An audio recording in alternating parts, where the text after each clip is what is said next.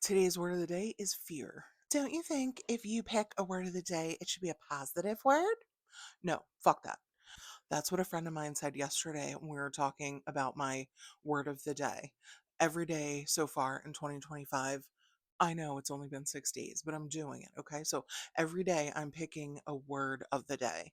And today the word is fear. And no, I don't think every day has to be a positive day. It's wonderful when I have days that that is the thought, um, the kind of overriding, overarching thought that I have in my mind when I wake up and I center myself. But if I'm being honest, there are a lot of things that I do in my daily and weekly and monthly and yearly routine that are based out of fear. And some of those things are good, right? You buy car insurance, you buy ice melt because you're afraid to fall down the icy front steps of your house. There are some ways in which it's gone too far and it has become a negative coping mechanism. This year, my goal is living mindfully, and that means a lot of different things. And I'm going to continue talking about those things because that was my pledge to you guys when I started this page. I have a ton of learning to do, and I'm going to bring you along with me. And because this is the focus of 2025 for me, this is a lot to most of what I'm going to be talking about.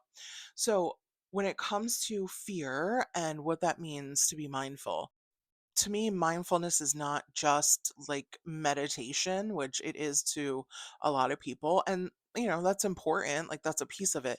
But to me, the meditation piece becomes the quiet, focused place from which I can hear whatever it is within me that needs to speak up, that needs to bubble up to the surface.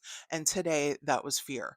And so really doing an audit of my everyday habits and routines was incredibly helpful. So here's what I did.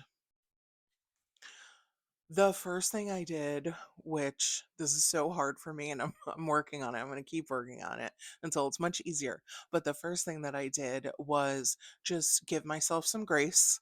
And when I noticed a super judgy thought or criticism popping into my brain, I tried to acknowledge that and let it go because it's not helping me. And I don't need to be more worried about perfectionism than I already am. Okay, so that's the first thing, giving myself grace. Second thing that I did today was to write down just the top three. This is just one day.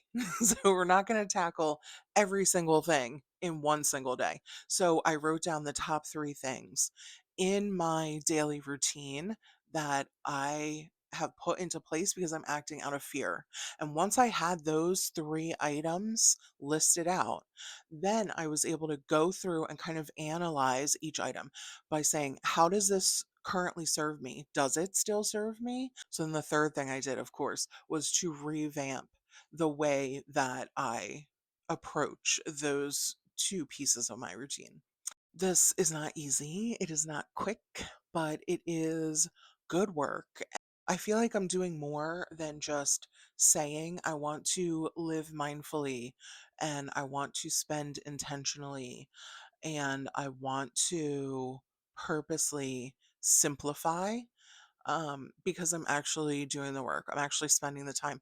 Now, all of this took about 20 minutes today. So this is not like, taking a big chunk out of my workday or anything. And so I'm proud of myself and I feel accomplished that I did this today. Is there something that you set out to do today that you were able to accomplish?